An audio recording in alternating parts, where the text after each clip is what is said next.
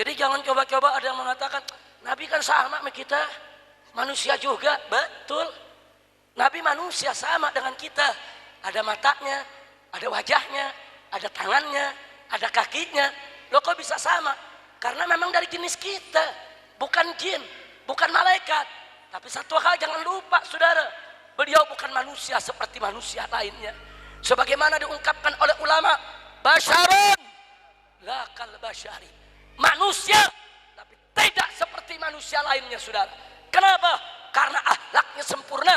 Beliau diangkat oleh Allah menjadi rasul, mendapatkan mukjizat. Orang yang maksum, yang tidak pernah melakukan dosa besar ataupun dosa kecil sekalipun saudara. Manusia yang dilindungi Allah, yang dicintai Allah, manusia yang terbaik, tidak mungkin bisa disamakan dengan kita semua. Saudara, sebagaimana sama kita maklumi, hari ini kita memperingati Maulid Nabi besar Muhammad sallallahu alaihi wasallam. Nabi yang kita peringati maulidnya pada hari ini adalah Nabi yang dinyatakan oleh Allah dalam Al-Quranul Karim. Faqala ta'ala, laqad ja'akum rasulun min anfusikum azizun alaihi ma anittum harisun alaikum bil mu'minina raufur rahim. Shadaqallahul azim. Dalam ayat ini Allah menyatakan laqad ja'akum, telah datang kepada kalian semua, telah datang kepada kamu semua, rasulun, seorang rasul utusan Allah, min anfusikum, yang berasal dari jenis kamu sendiri. Artinya dari jenis kamu sendiri, rasul yang diutus ini dari jenis manusia, bukan dari jenis jin, bukan dari jenis malaikat, tapi dari jenis manusia seperti kamu sekalian. Dalam satu qiraat dibaca dengan anfasikum. Jadi laqad ja'akum rasulun min anfasikum. Nah, kalau dibaca anfasikum artinya orang yang paling bagus di antara kamu. Anfas dari kata nafis. Nafis itu artinya yang paling berharga, barang langka, saudara. Jadi ada dibaca min anfusikum, ada dibaca min anfasikum, dua-duanya betul saudara. Nah, jadi kalau dikatakan min anfasikum, Allah mengisyaratkan kepada kita bahwa Rasul ini dari jenis manusia yang paling baik, yang paling istimewa, yang paling bagus. Bagus jenisnya, bagus turunannya, bagus nasabnya, bagus imannya, bagus takwanya, bagus akhlaknya, bagus perjalanan kehidupannya. Dialah Nabi kita Sayyiduna Muhammad sallallahu alaihi wasallam. Nah, kemudian setelah itu Allah tunjukkan kepada kita sejumlah keistimewaan yang dimiliki oleh Nabi, saudara. Di antaranya Allah nyatakan azizun alaihi ma anittum. Artinya Nabi yang satu ini azizun, dia akan merasa terbebani, merasa berat dengan apa? Ma anittum, dengan apa yang kamu derita. Maksudnya penderitaanmu jadi penderitaan dia, kesedihanmu jadi kesedihan dia, dukamu jadi duka dia. Inilah sifat Nabi kita Muhammad sallallahu alaihi wasallam. Yang kedua, harisun alaikum, kata Allah. Nabi yang satu ini sangat berharap kebahagiaan kamu sekalian. Bahagia dunia, bahagia akhirat. Dia nggak bakal biarkan umatnya masuk neraka. Dia nggak bakal biarkan umatnya untuk mendapatkan siksa. Pala jadi kaki, kaki jadi pala. Selama masih ada kesempatan, selama masih ada peluang, selama masih ada kemungkinan untuk beliau selamatkan semua umatnya, akan beliau selamatkan, saudara. Setidaknya dengan as-syafa'atul uzma, syafaat terbesar yang diberikan Allah kepada Nabi Muhammad sallallahu alaihi wasallam. Jadi artinya kalau besok ada umat Nabi Muhammad yang masuk neraka, berarti emang dosanya udah kelewatan. Dosanya sudah kelewatan, bajingannya udah kelewatan. Kalau sampai syafaat Nabi nggak bisa nyelamatin dia, berarti emang udah kelewatan jeleknya itu saudara. Udah kelewatan itu maksiatnya saudara. Nah ini yang kita mesti ingat. Inilah sisi keistimewaan yang dimiliki oleh Nabi yang Allah cerita dalam Al-Quran saudara. Dan ada yang menarik, setelah itu Allah nyatakan bil mu'minina raufur rahim. Rasul yang Allah utus ini bil mu'minin, terhadap orang yang beriman dia punya sifat rauf rahim. Rauf nama Allah, rahim nama Allah, dua nama Allah Allah berikan untuk Nabi saudara. Subhanallah, enggak sembarangan itu saudara. Dua nama Allah, rauf rahim, yang menunjukkan sifat rahmatnya Allah, sifat dermawannya Allah, kasih sayang Allah, cinta Allah. Itu nama Allah yang punya. Nggak ada manusia punya nama itu saudara. Tapi Allah menyematkan kepada nabinya dua nama sucinya, yaitu Rauf dan Rahim untuk Nabi Muhammad sallallahu alaihi wasallam.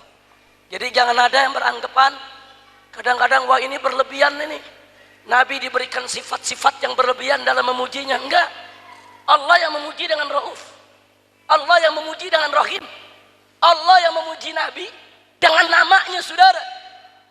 Ini pujian yang luar biasa. Jadi jangan kalau ada ulama muji Nabi terus dikatakan oh ini mengkultuskan Nabi, wah ini kelewat batas untuk memuliakan Nabi. Enggak saudara. Allah menyematkan dua namanya dari Asmaul Husna untuk Nabi. Itu bukan pengkutusan saudara, tapi itu merupakan takrim, itu merupakan takzim, itu merupakan pemuliaan, anugerah yang diberikan oleh Allah kepada Nabi kita Sayyiduna Muhammad sallallahu alaihi wasallam. Rauf yang penuh belas kasih, Rahim yang penuh kasih sayang. Apa beda Rauf dengan Rahim? Rauf itu kalau orang Betawi bilang kagak tegaan. Rauf artinya kagak tegaan. Jadi bawaannya kesian aja ngelihat umatnya saudara. Kesian kalau dengar-dengar kabar tentang umatnya yang begini begitu, kesian aja sama umatnya. Orang Betawi bilang kagak tegaan. Itu yang disebut Rauf saudara. Tapi yang paling menarik adalah subhanallah, dua nama Allah yang maha mulia Allah sematkan untuk Nabi kita Sayyiduna Muhammad sallallahu alaihi wasallam. Ini cukup menjadi dalil buat kita betapa mulianya Nabi, betapa agungnya Nabi, betapa sucinya Nabi, betapa tinggi kedudukan Nabi di sisi Allah Subhanahu wa taala.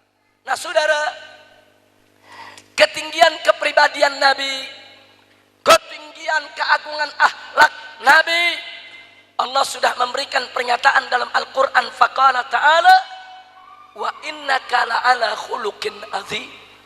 Sesungguhnya engkau wahai Nabi, sesungguhnya engkau wahai Rasul, sesungguhnya engkau wahai Muhammad betul-betul sungguh-sungguh memiliki akhlak yang azim, akhlak yang agung, akhlak yang sangat mulia. Syahadatun ilahiyah. Ini para ulama menyebut syahadatun ilahiyah. Apa arti syahadatun ilahiyah? Kesaksian ilahi. Artinya Allah yang maha tahu tentang segala sesuatu, apa yang ada dalam diri makhluknya. Allah memberikan kesaksian bahwa makhluknya yang satu ini yang bernama Muhammad betul-betul memiliki akhlak yang sangat agung. Syahadatun ilahiyah, setinggi-tingginya kesaksian saudara. Tidak ada satupun kesaksian yang ada di alam semesta ini yang dikeluarkan oleh makhluk yang manapun juga yang mampu menandingi kesaksian ilahi yang datang dari Allah Subhanahu wa ta'ala. Allah yang menyaksikan saudara. Allah maha tahu apa yang diterangkan oleh Nabi dan apa yang disembunyikan oleh Nabi. Allah maha tahu apa yang dilakukan oleh Nabi di depan umatnya dan apa yang dilakukan oleh Nabi di belakang umatnya. Allah Maha tahu apa yang diucapkan oleh Nabi dan apa yang terlintas di benak pikirannya, saudara. Nah, Allah yang Maha tahu itulah, saudara, yang memberikan kesaksian bahwa Nabi kita sempurna, akhlaknya sempurna, akhlaknya agung, akhlaknya mulia, akhlaknya suci.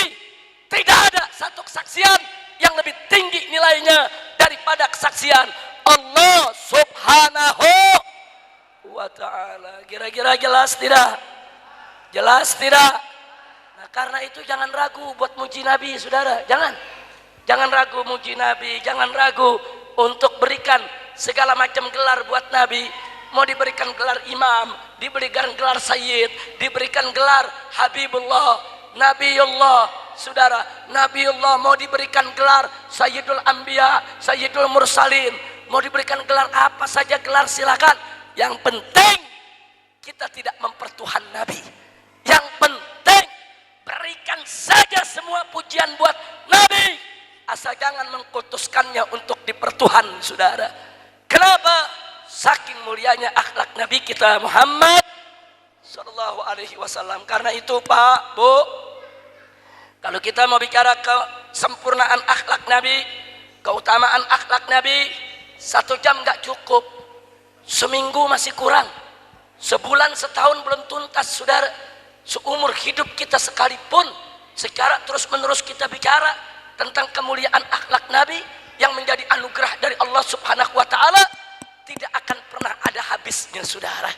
Jadi perjalanan hidup Nabi itu sumber hikmah, samudra hikmah, lautan hikmah yang tidak akan pernah habis kalau kita ingin membahasnya seumur hidup kita sekalipun, saudara. Karena itu betapa indahnya tatkala Sayyidatuna Aisyah radhiyallahu taala anha, salah seorang istri Nabi yang tercinta dan terkenal dengan kecerdasannya, saudara.